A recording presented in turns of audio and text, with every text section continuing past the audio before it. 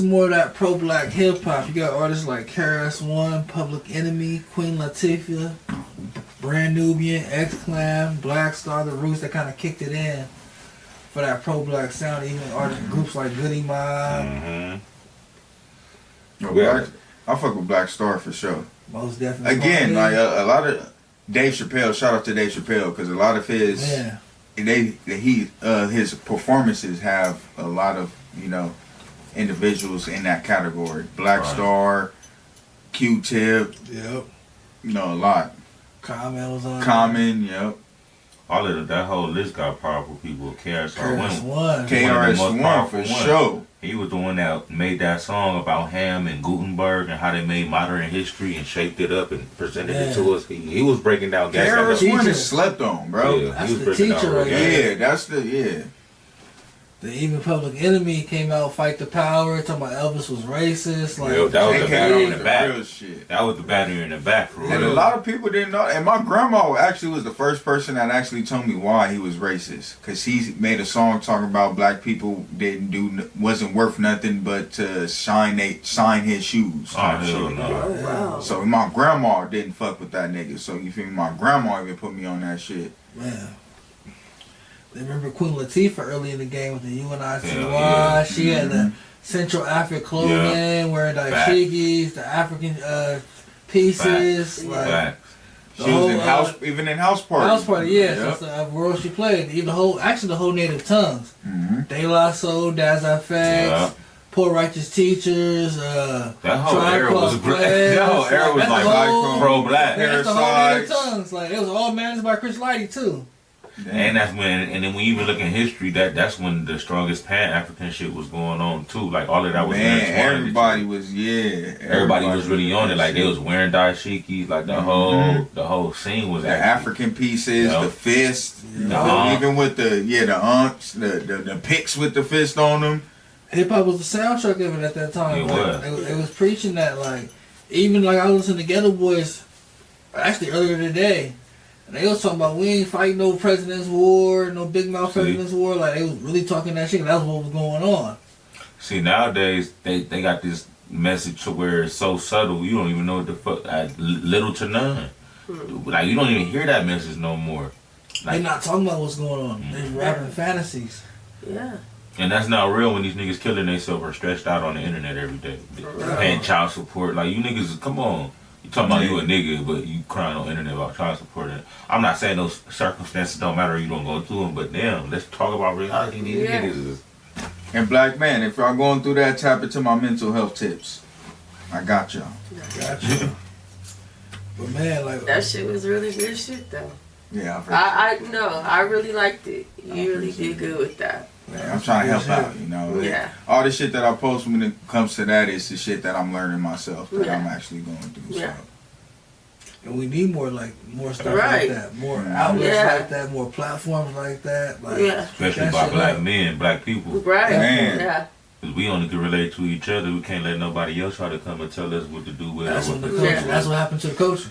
That's why we got away from this. What we talking about right here? We got away from That's how we got away from that, where somebody told us something else. African pieces and dashikis and rapping about what's going on and our political stance on what's going on and trying to make things right and actually teaching through the music. Like, what we say from the top of the list, KRS-One. That's the teacher. Like, the teacher. He tell you from the beginning to the end. Man. Like, then it transitions, like, that gangster rap transition came in. Then you gotta talk about NWA, huh? But I feel like NWA wasn't really the gangster rap, to be real, because it was more like what was going on in that era, in that time. That's even draining them too. Because the NWA is the soundtrack of Straight Outta Compton was the soundtrack to the crack era. You listen to the album, that's the soundtrack of what was really going on at that time in that area, in that demographic. You seen that nigga? I guess was like, nigga. I guess you say. Go ahead. Oh no, I was gonna say. I guess it's just that's the propaganda that was put on NWA. Yeah, because they didn't want you to hear they're about conditions that's going on. Right. They're just not being nice about it. Right. Malcolm X. Malcolm X approach. Right. Because that was really like the soundtrack to the crack era. Dope man. Come on, like boys in the hood, like having a nice car, like. That's why, I was about to say that nigga Q was like, nigga, easy. Nigga, ain't nobody in this motherfucker got a 6'4". Yeah. Who got a 6'4"? It was like, I ain't even got a car, nigga. So they made sure, like, look, man, they made sure they rap about exactly what was going on. Yeah, like, fuck the police, because there was police brutality going on at that time. Right after they just got, you feel me? Right before brutality by the police, you feel me? That part. They just got assaulted by the So police. it really was like I can't really, like, it comes off against rap because they're from LA, there's gang affiliation. They wear Raiders hats. They wear Raider hats, but But it really was the soundtrack of what was going on. Right. And so that's really the foundation of, like, even what we call gangster rap. It turned to gangster rap later on because people started crash out there. Yeah. But it really was the soundtrack of what was going on. If you go to NWA, to even Ice-T, 6 in the morning, like, he's telling you what happened when the police raid your house at 6 in the morning. Right. Like, it's more like a news reporter. Is a news reporter a terrorism who reports about 9/11? No, he's a news reporter. Get out the house before 6 o'clock. That's the time they're coming. Okay. Start your day at 3, 4 in the morning. Yep. They coming at They 6. coming. Go with your first one. Man. Get out there about 6 o'clock. Get out. But even you go like, because Public Enemy was more conscious. They didn't tell you to be aggressive. Right. So they didn't get the label of gangster rap. Yeah. But if you go to early Pac, Strictly For My Niggas or Tupacalypse, it gets called gangster rap, but it's the same message. Because it's just the image. image. More aggressive. The image is more aggressive. They're just going by the image, not what they're actually speaking about in the music. Yeah. So they're just saying, it's gangster rap because it's a gangster that's actually making the music, but they're just going off the image of the person that's making the songs. They're not going off the actual music, which is fucked up. Fact. That part. Right. Because it's suppressing the message. Man.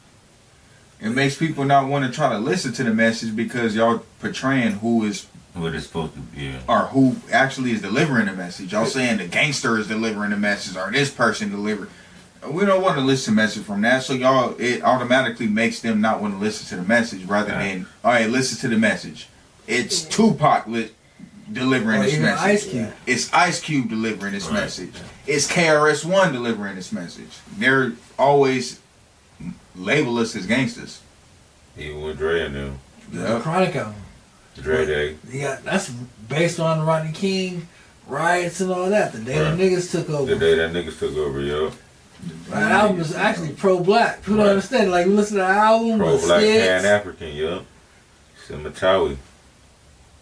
All of that shit. But it gets labeled as gangster rap. Like, what the fuck? That is crazy, though. But it sounds like it came from a gangster era. It's strategic. Yeah. They did a strategic move with that CIA operative, like. What time do you think it really started turning into like gangster rap? It was like, okay, this shit is this. After the 60s. It's like, gangster, like. I say the 90s. I say the 90s. Mid 80s. 90s. I say early 90s. Nah, not the mid 80s because it was still like what's going on. Yes. Nah, that's still what's going on. That's NWA. That's not who's talking about. That's not gangster. That's more conscious what's going on. So, what would you consider gangster rap? Like gangster rap when you're kind of glorifying the lifestyle. Like the first one would be like probably be like when we heard like more like that Biggie, Ready to Die. What about Eazy-E? When he started doing shit by himself. More a party. Eazy by itself is more like disrespectful to women. Right. So kind of like it was more like. I would've. We didn't really start getting that till like Pac, man. I was about to say, Pac can't say Pac either. Because Pac didn't get aggressive until he got shot. Right. Pac didn't really get aggressive until he got shot. I feel like a nigga's kept. So when he gets shot, you got I would say, then you can say Pac after he got shot era. You can say that era. Well, then we got to talk about Snoop. Yeah, Doggy Style. Murder was the case. Doggy Style was gangster rap. It's weird. That is something to talk about. When did it officially get I feel like that Doggy Style, like that time, because that's 93, like 93, 94. What about like Ghetto Boys? Huh? Ghetto Boys. They were more conscious. Yeah, he was just talking about that earlier. They're talking about fuck the war. We're not fighting no president's war. Like, they're talking about what's going on. Yeah, Like, they conscious. they were more conscious. Like I don't know. So, like it had to be more like that 93, 94, like Yeah, Doggy 93. Styles and like Biggie Ready to Yeah, I was Die. gonna say the 90s.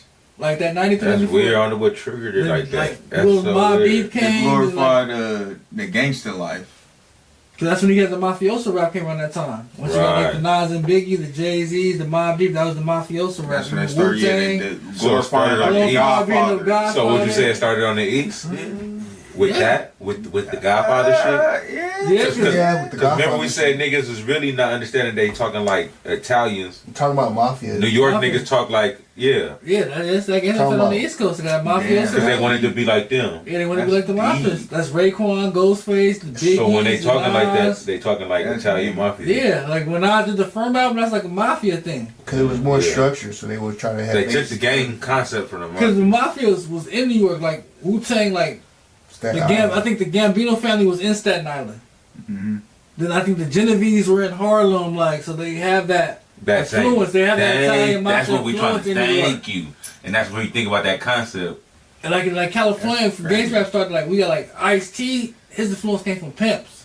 Yep. Because he's older than Easy and them, so he came from where it was before the gangs. It was Pimps that had the money, the fly shit. So his influence against rap was from Pimps. With In that same California, that's what concept. he had. Like he dressed, he had like silk shirts on, gold chains. With that Having same Mercedes structure, I and mean. stuff, yeah, Same that's structure. Crazy that nigga wasn't in colors. Man, He did the sound. He did the song on that. That song but that hard nigga as was hell, not in too. that motherfucker. I thought he was in colors, but I had to read. You feel me? Do my research on that shit and rewatch that shit. That nigga was not in that motherfucker. I thought he was in it with the part when they had the jail cell and there was the Crips on one side, Oh, the yeah, Bloods on the nah. other. he did the soundtrack. That's crazy. He should have been in the movie. Facts. I know, what the fuck? That would have made more sense. Yeah, But I ain't gonna lie. In that movie, where would he have been from though? Some crib. I still been in the Crips. Yeah, because he already messed with the Crips. That's what he Yeah. said. He damn near a crib. He is.